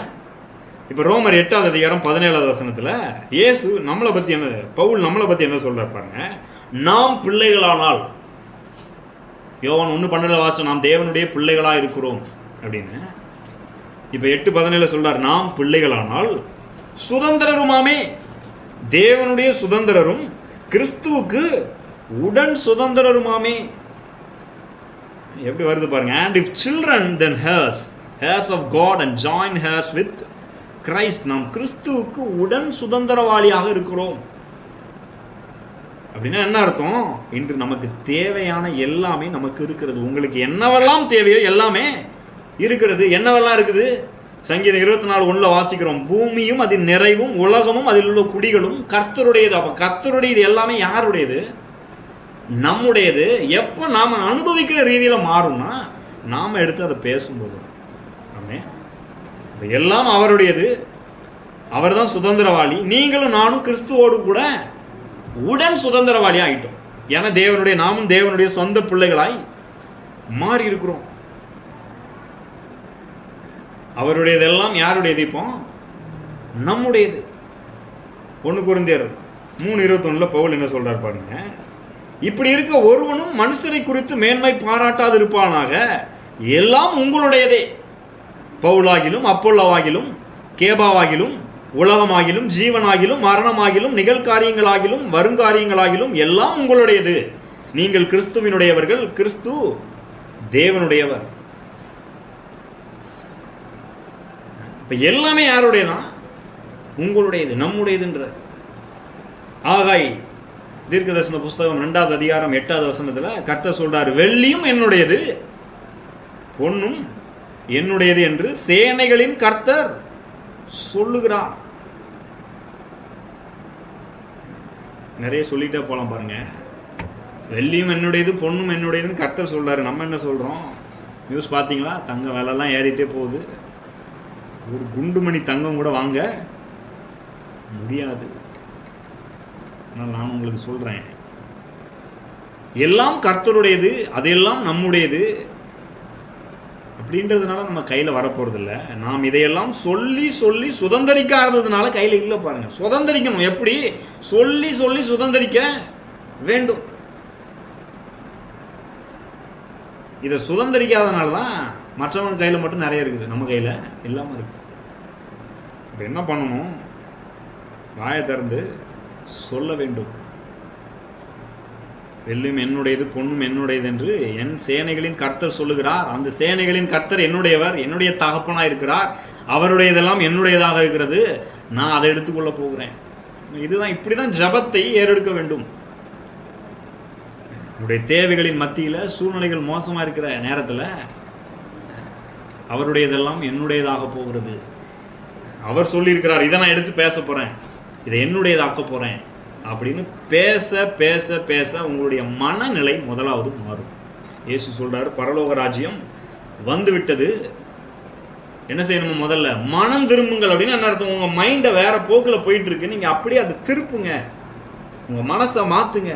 கடவுளுடைய ஆளுகை வந்து விட்டது அப்படின்னு சொல்றாரு. இப்ப நம்ம மனதை மாத்தி இந்த வார்த்தையை எடுத்து மனதில் நிரப்பி இந்த வார்த்தையே பேச பேச பேச வெள்ளியும் என்னுடையது பொண்ணும் என்னுடையதுன்னு கர்த்தர் சொல்றாரு. அது நம்முடையதாக என்ன செய்யும்? நாம் அனுபவிக்கிறதாக மாறும். அந்த வார்த்தை நம்முடைய வாழ்க்கையில வந்து பழிக்கும். பாருங்க, ஞாபகம் இருக்கா? இஸ்ரவேல் ஜனங்களை குறித்து எகிப்துல அவங்க அடிமைத்தனத்துல இருந்தாங்க இல்லையா? ஆனா கர்த்தர் என்ன பண்றாரு? பாலும் தேனும் ஓடுகிற நலமும் விசாலமான தேசத்துக்கு நான் உன்னை கொண்டு போறேன், உன்னை கூட்டிட்டு போறேன் அப்படின்னு வாக்கு பண்ணுகிறார். அதை சுதந்திரிக்கிற வரைக்கும் அங்கே வேற ஜனங்கள் அதை ஆண்டுட்டு இருக்கிறாங்க. கானானியர்கள் ஆண்டு கொண்டு இருக்கிறார்கள். நல்ல தோட்டத்தை வளர்க்குறாங்க, அற்புதமாக வேலை செய்கிறாங்க, கடுமையாக எல்லாம் பண்ணுறாங்க. எல்லாம் பெரிய பெரிய பில்டிங்லாம் கட்டுறாங்க, கட்டாத வீடு, பெரிய பெரிய வீடுகள்லாம் கட்டுறாங்க பாருங்க. கிணறு தோன்றாங்க, தண்ணி நல்லா இருக்குது, எல்லாம் நல்லா போயிட்டு இருக்குது. கர்த்தர் சொல்றாரு, இஸ்ரவேல் எகிப்திலிருந்து விடுதலையாக்கி வரும்போது, இப்போ நீ வந்து இதை சுதந்திரிச்சுக்கோ. கொஞ்சம் கொஞ்சமா என்ன செய்ய சுதந்திரி. இவங்க கானான் தேசத்தை பாருங்க, உள்ள நுழைஞ்சு கொஞ்சம் கொஞ்சமா சுதந்திரிச்சுட்டே போனாங்க. சும்மா இருந்தா வந்துடாது. அதை போய் இறங்கி வேலை செஞ்சு என்ன செய்கிறார்கள்? சுதந்திரிக்கிறார்கள். நான் சொல்லுகிறேன், எல்லாம் கர்த்தருடையது. தேவன் கிறிஸ்துவை எல்லாவற்றுக்கும் சுதந்திரவாளியாக வைத்து நியமித்திருக்கிறார். நீங்களும் நானும் அவரோடு உடன் சுதந்திரவாளிகளாக இருக்கிறோம். சட்டப்பூர்வமா எல்லா சொத்தும் நம்முடையது. ஆனா சில நேரத்தில் பாருங்க, சட்டப்பூர்வமாக உங்கள் நிலம் உங்களுடையதாக இருந்தாலும் வேற ஒருத்தன் வந்து திடீர்னு பென்சிங் போட்டு வச்சிடறான் இல்லையா? போலி பத்திரம் ரெடி பண்ணிடுறோம். நம்ம அப்படியே விட்டுடுறோமா? கிடையாது, கேஸ் போடுறோம் இல்லையா? இது சட்டப்பூர்வமாக எல்லாம் என்னுடையதாக இருக்குது, இதை நான் அனுபவிக்கணும் அப்படின்னு சொல்லி தைரியமாக எதிர்த்து நிற்கும் போது ஏமாற்றி டென்ட் போட்டவன் பென்சிங் போட்டவன் என்ன செஞ்சிடான், கழட்டிட்டு போயிடுவான் பாரு. ஆனால் நிறைய நேரத்தில் நிறைய பேர் என்ன பண்ணுவாங்க, நம்மளாம் அவங்கள போய் எங்கெங்க எதிர்க்கிறது அப்படின்னு பயந்துட்டு போயிடுவாங்க. சொத்தை இழந்து விடுவார்கள், வீட்டை இழந்து விடுகிறார்கள். நிறைய பேர் சொல்லியிருக்கிறாங்க பாருங்க. தங்களுடைய நிலையை அப்படியே குறைச்சே வச்சுக்கிறது. இதெல்லாம் முடியாது, இதெல்லாம் நடக்காது. ஆனால் அந்த நேரத்தில் நம்ம கர்த்தர் சொன்னதை எடுத்து பேசணும்னா, வேற ஒருத்தன் பிசாசு நம்மளுடைய இதெல்லாம் ஆக்கிரமிச்சு வச்சிருக்கிறான் பாருங்க. நாம் எடுத்து கர்த்தருடைய வார்த்தையை பேச பேச இதில் உறுதியாக இருக்க நம்ம வாழ்க்கையில் அது வலிக்க போகிறோம். நிறைய பேர் என்கிட்ட சொல்கிறது உண்டு, இப்போல்லாம் இந்த சம்பளத்தை வச்சு ஒன்றும் பிழைக்க முடியாதுங்க, எக்ஸ்ட்ரா ஏதாச்சும் பண்ணாதான் பிழைக்க முடியும். எல்லா விலைவாசியும் ஏறி போச்சு, எப்படி பிழைக்கிறது? பிழைக்கவே முடியாது. இப்படியே பேசிகிட்டு இருக்குது. நான் வேதம் என்ன சொல்லுது பாருங்க, மனுஷன் அப்பத்தினாலே மாத்திரமல்ல தேவனுடைய வாயிலிருந்து புறப்படுகிற ஒவ்வொரு வார்த்தையினாலும் பிழைப்பான் என்று சொல்லியிருக்கிறது. ஆனால் நிறைய பேர் மற்றவங்க சொல்கிறத பேச்சை கேட்டுட்டு நம்ம பிழைக்கவே முடியாது, பிழைப்பே இல்லை, பிழைப்பே போச்சு, இப்படியே இதையே பேசிகிட்டு இருக்கிறது. இந்த பிஸ்னஸ் வச்சு செஞ்சு பிழைக்கவே முடியாது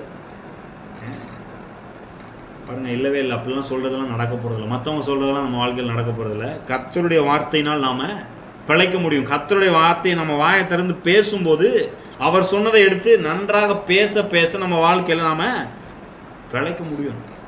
நம்ம என்ன சொல்லிட்டு இருக்கிறோம், ரொம்ப பயமாக இருக்குங்க, என்ன செய்ய போகிறேனே தெரிலங்க, வாழ்க்கை என்ன ஆக போகுதுன்னே தெரிலங்க, டாக்டர் இப்படி சொல்கிறாரு, சுற்றி இருக்கவங்களாம் இப்படி நமக்கு விரோதமாக பண்ணுறாங்க, இது மாறவே மாட்டேங்குது, இப்படின்னு இதையே பேசிகிட்டு இருக்கோம்.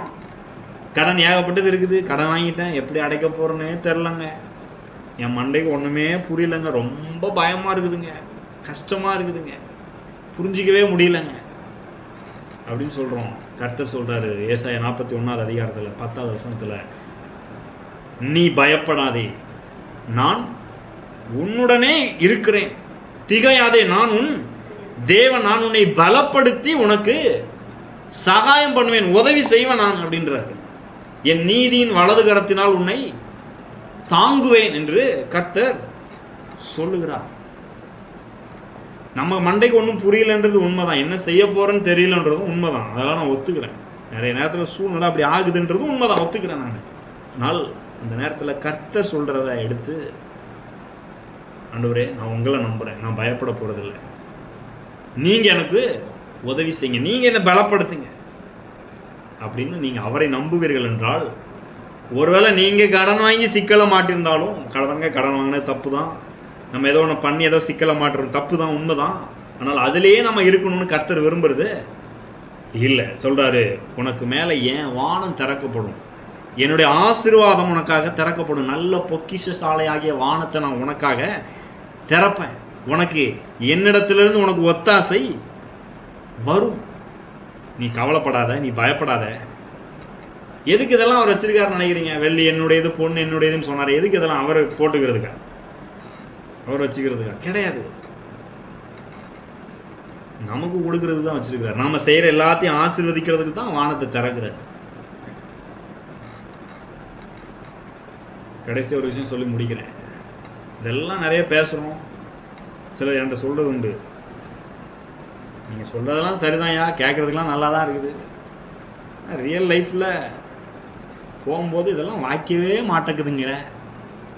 இங்கே சர்ச்சில் உட்காந்து கேட்கும்போது நல்லா தான் இருக்குது, உண்மைதான் நடந்துடும் போலான்னு தோணுது, ஆனால் ரியல் லைஃப்பில் போகும்போது நடக்க மாட்டேங்குதுங்களே அப்படின்னு சொல்கிறது உண்டு பாருங்க. நான் சிலருக்கு சொல்லியிருக்கேன், முதல்ல அப்படி பேசுகிறத நிறுத்திட்டு வாயை என்ன செய்யுங்க, மூடுங்க. தயவு செய்து வாயை மேலே போய் திறந்து பேசாதீங்க. கர்த்தர் சொன்னதை சொல்லுங்க, வேற எதையும் என்ன செய்யாதீங்க, பேசாதீங்க. எனக்கு நேரம் வேணாம், வானம் திறந்துருக்குது, கர்த்தர் என்ன ஆசீர்வதிச்சிருக்கிறார், அவர் எனக்கு உதவி செய்வார் அப்படின்னு என்ன செய்யுங்க, பேசுங்க. இங்கோட நிறுத்துறேன் பாருங்க. இப்படி நாம முடிவு எடுக்க வேண்டும்.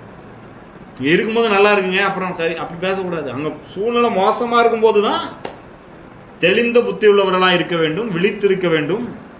மற்றவங்க ஆளாளுக்கு ஏதாவது சொல்லும்போது தான் இல்லை கர்த்தர் சொன்னதான் எனக்கு நடக்கும், அவர் எனக்கு வாக்கு பண்ணியிருக்கிறாரு, நான் செய்ய வேண்டியதை செய்ய போகிறேன், அவர் எனக்காக எல்லாவற்றையும் செய்து முடிப்பார், நீ பயப்படாத, நான் அவன் கூடவே இருக்கிறேன்னு சொல்லியிருக்கிறாரு.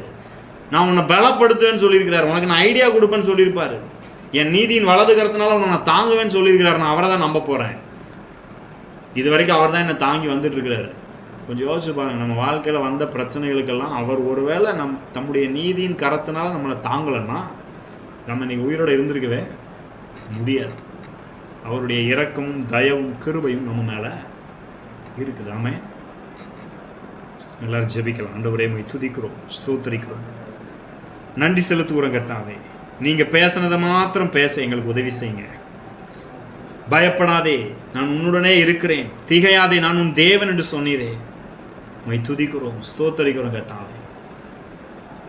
நான் உன்னை பலப்படுத்தி உனக்கு சகாயம் பண்ணுவேன், உதவி செய்வேன் என்று சொல்லியிருக்கிறீர். எங்களுக்கு உதவி செய்வீராக. எங்கள் வாழ்க்கையில், வேலையில், குடும்பத்தில், பிள்ளைகளை வளர்ப்பதில் ஆண்டவரே எங்களுக்கு உதவி செய்யும்படியாக ஜெபிக்கிறோம். என்ன பண்ணுறதுனே தெரில ஆண்டவரே, ஆனால் நீங்கள் எங்களுக்கு உதவி செய்யுங்க. எல்லாரும் எழுந்து நிற்கலாம். ஆண்டவரே உம்மை துதிக்கிறோம்.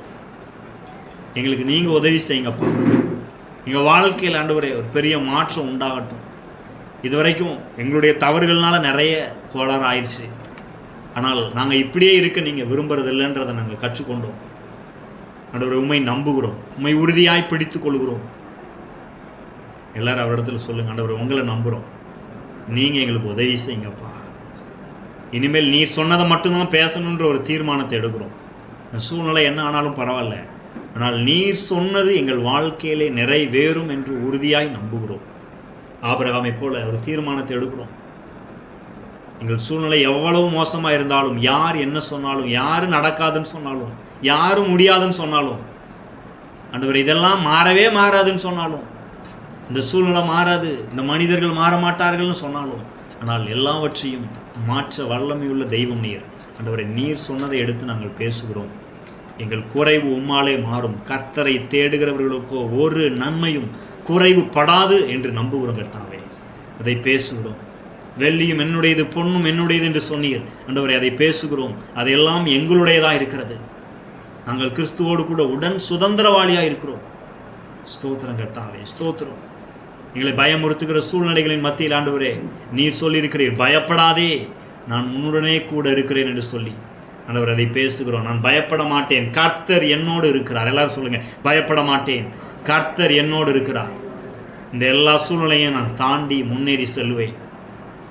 என் பிள்ளைகளை நன்றாய் வளர்ப்பேன். அவருடைய எதிர்காலம் நன்றாய் இருக்கும். தேங்க்யூ. நன்றி ஆண்டவரே, உம்மை உயர்த்துகிறோம், மகிமைப்படுத்துகிறோம் கர்த்தாவே. ஒரு பெரிய தீர்மானத்தை எடுக்கிறோம் இந்த நாளிலே. நல் வார்த்தைகளை பேச உதவி செய்வீராக. எங்களை அர்ப்பணிக்கிறோம் கர்த்தாவே. பரிசுத்த ஆவியானவரே எங்களுக்கு உதவி செய்யுங்க. எங்கள் நாவுக்கு காவல் வைங்க ஆண்டவரே. ஸ்தோத்திரம் கர்த்தாவே. நீ சொல்ல உடைய வார்த்தை ஒன்றும் தரையில் விழவில்லை. என்னுடைய வார்த்தையை எடுத்துக்கொள்கிறோம். ஆண்டவரே வந்திருக்கிற ஒவ்வொருவரையும் ஆசீர்வதிப்பீராக. இந்த சத்தியத்தின்படி வாழ தொடர்ந்து இதை உங்கள் வாழ்க்கையில ஜெபிக்க, நீர் சொல்லிய வார்த்தைகளை மட்டும் எடுப்பேன், இதையே பேசுவேன் என்று தீர்மானித்து பேச, நீர் வைத்திருக்கிற எல்லா நன்மைகளையும் ஆசீர்வாதங்களையும் பெற்று அனுபவிக்க ஆண்டவரே சூழ்நிலைகள் தடைகள் வந்தாலும் எல்லாம் தாண்டி முன்னேறி செல்ல உதவி செய்வீராக. உடைய கரத்தில் அர்ப்பணிக்கிறோம் கர்த்தாவே. எங்களை குறித்து, எங்கள் பிள்ளைகளை குறித்து நல் வார்த்தைகளை பேச தீர்மானிக்கிறோம். வார்த்தை சொல்லுகிறபடி அவர்கள் நன்றாய் இருப்பார்கள், ஜெயிப்பார்கள், முன்னேறுவார்கள், அவர்கள் சமாதானமாய் சுகித்திருப்பார்கள், வாழ்ந்திருப்பார்கள் கர்த்தாவே. வார்த்தையின் ஆசீர்வாதங்கள் எல்லாம் இவர்கள் வாழ்க்கையில வந்து பலிக்கட்டும். பயப்படாமல் தைரியமா இருக்கட்டும், முன்னேறி செல்லட்டும் கர்த்தாவே. ஒரு பெரிய நம்பிக்கை, தைரியம் உள்ளத்தில் உண்டாகட்டும். எல்லா தேவைகளும் நிறைவாய் சந்திக்கப்படட்டும். ஆண்டவரே எல்லாவற்றுக்கும் மேலாக உங்களோட கூட ஒரு உறவு உண்டாயிருக்கிறதே, அதை மேன்மையா எண்ணி உமக்கு தொடர்ந்து நன்றி சொல்லட்டும் கர்த்தாவே. அந்த நன்றி உணர்வோடு வாழட்டும். மனுஷன் அப்பத்தினால் மாத்திரமல்ல, தேவனுடைய வாயிலிருந்து புறப்படுகிற ஒவ்வொரு வார்த்தையினாலும் பிழைப்பான் என்று எழுதியிருக்கிறதே, உங்க ஒவ்வொரு வார்த்தையினாலும் இவர்கள் ஒவ்வொருவரும் பிழைக்கட்டும், வாழ்ந்திருக்கட்டும், செழித்திருக்கட்டும் கர்த்தாவே. முன்னேறட்டும் ஆண்டவரே. அப்படி செய்கிறதற்காக நன்றி செலுத்துகிறோம். ஆண்டவரும் இரட்சகருமாகிய இயேசு கிறிஸ்துவின் நாமத்தில் ஜெபிக்கிறோம் நல்ல பிதாவே, ஆமென். என் ஆத்துமாவை கர்த்தரை ஸ்தோத்திரி, என் முழு உள்ளமே அவருடைய பரிசுத்த நாமத்தை ஸ்தோத்திரி. என் ஆத்துமாவை கர்த்தரை ஸ்தோத்திரி, கர்த்தர் செய்த சகல உபகாரங்களையும் மறவாதே. ஆமென்.